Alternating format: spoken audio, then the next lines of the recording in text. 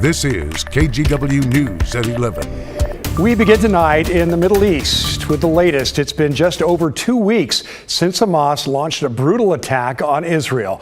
And now the Israeli military is stepping up its response with new airstrikes overnight across the region. Smoke could be seen rising over the Gaza skyline today. Meanwhile, Israeli tanks are positioned at their southern border with Gaza. Israel has vowed to increase attacks as it prepares for the next stage of the war, with growing expectations of a ground offensive. The death toll in Gaza has now reached well over 4,000 people. Good evening. Thanks for joining us. I'm Tim Gordon. This conflict still very painful for many people across the world, including Portlanders. Let's get to Ashley Grams in the newsroom, who talked with faith leaders today. And Ashley, many calling for peace. They are, Tim. The Muslim Educational Trust hosted a community summit. Jewish, Muslim, Christian leaders were there. And while it can be tense to bring all of these people into the same room, many of them shared the same message. Violence, especially against civilians, is not the answer. A room full of people with different beliefs, different life experiences, and different upbringings. That every human has the right to the freedom of religion and safety in their lives. The Muslim Educational Trust hosted a community summit condemning hate and bigotry.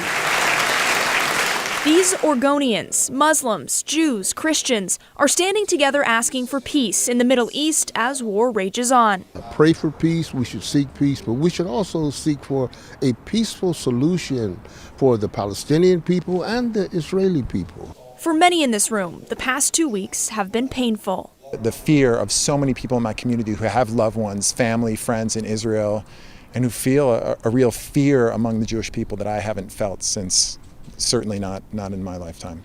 For Rabbi Benjamin Barnett, this meeting is a chance to acknowledge that many are grieving.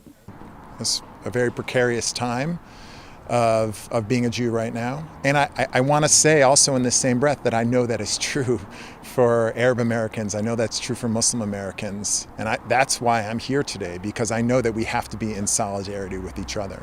Muslim Imam Abdullah Palavina says he understands what it's like to live in the midst of horrific conflict. I'm coming from Bosnia, I experienced this devastation, destructions, genocide, And now Palavina asks for unity, for people of all faith backgrounds to come together.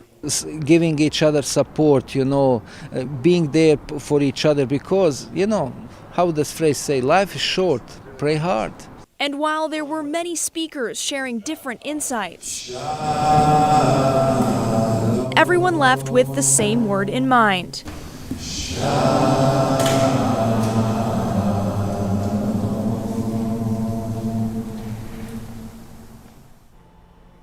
It really is a delicate balance for some people, grieving the loss of family and friends thousands of miles away while still standing for peace. Tim? Ashley, thanks so much. Well, the group Oregon Stands with Israel organized a rally this afternoon at Salmon Street Springs. It was a demonstration of solidarity and support for Israel's mission for peace, security, and the safe return of those held captive by Hamas. The group leader says it's important to know what's happening in the Middle East.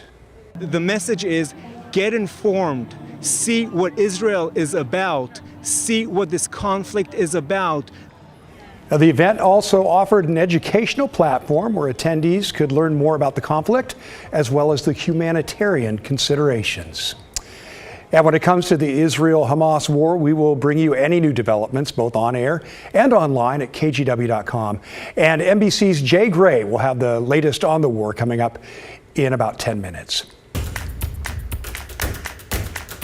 And new at 11, a shooting at a house party has killed a Hillsborough High School student.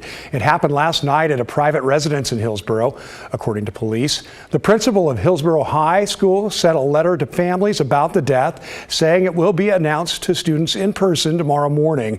The principal said there would be extra support for kids on campus tomorrow and called the student's death, quote, heartbreaking for all of us. Well, police are investigating a deadly crash in the Montevilla neighborhood in northeast Portland. It happened Saturday night just after 11:30. Police say a pedestrian was hit by a minivan on East Burnside and 82nd. That person died at the scene. Now, the driver then hit a utility pole and was taken to the hospital with life-threatening injuries. This is the city's 53rd traffic fatality of the year and the second involving a pedestrian in less than 24 hours. A Lyft driver says he feared for his life after being carjacked near downtown Portland. The robbery happened early Friday morning. It was the second case in as many days involving a Lyft driver being carjacked, but police don't know if the crimes are connected. Here's Kyle Aboshi. Please. A Portland Lyft driver says he froze after being carjacked early Friday morning. I was inside the shack. I just say, please, take whatever you want, The Lyft driver, Daniel, who asked that we not use his last name, was waiting for a passenger at Southwest 17th and Alder when he says a white SUV approached, heading the wrong way down a one-way street. The SUV blocked his car. Then at least 3 people got out, one holding a handgun. In this spot, he jumped this corner. He was just holding this big gun and just pointing at me, The suspects, believed to be teenagers, demanded Daniel's car. He took off running down the street. I never feared so much for my life than now, What the bad guys didn't realize, he still had the car's fob, preventing them from starting it and taking off. I'm sure they were trying to drive it away.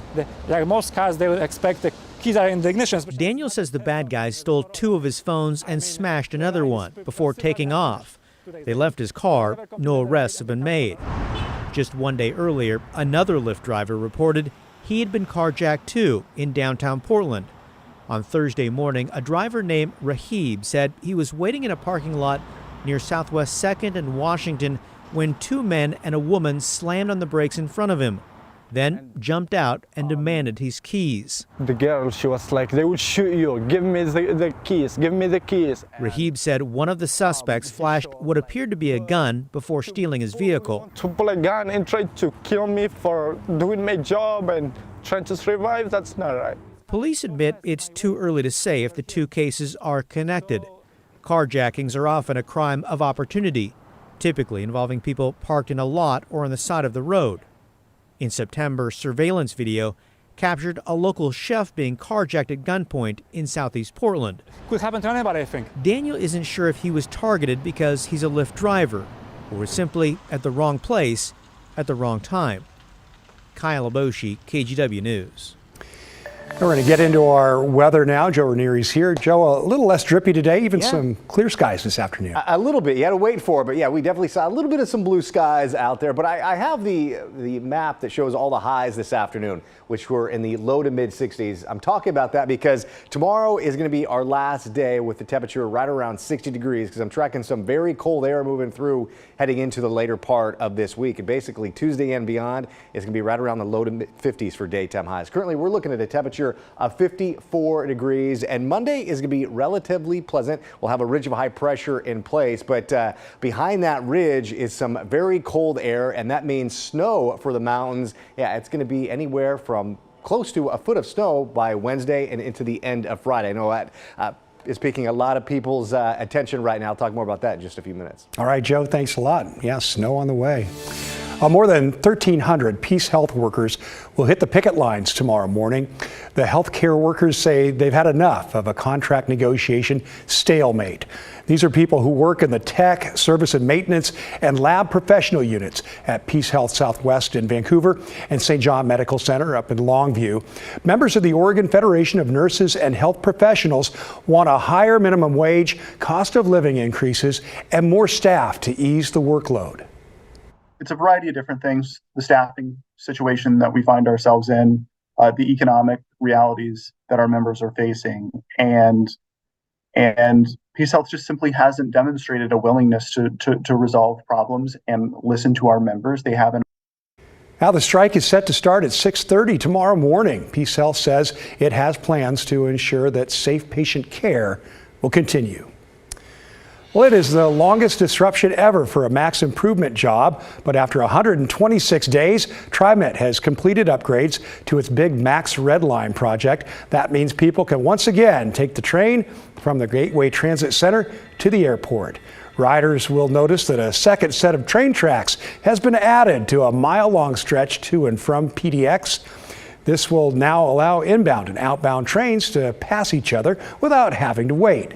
It is all part of the Better Red Max Extension and Reliability Project that'll extend the Red Line west to serve 10 more stations and improve schedule reliability. For us, it was the longest disruption that we've had to do for an improvements type project. So we're really excited to be done with it and to be welcoming people back and thanking them for their patience and understanding during the project.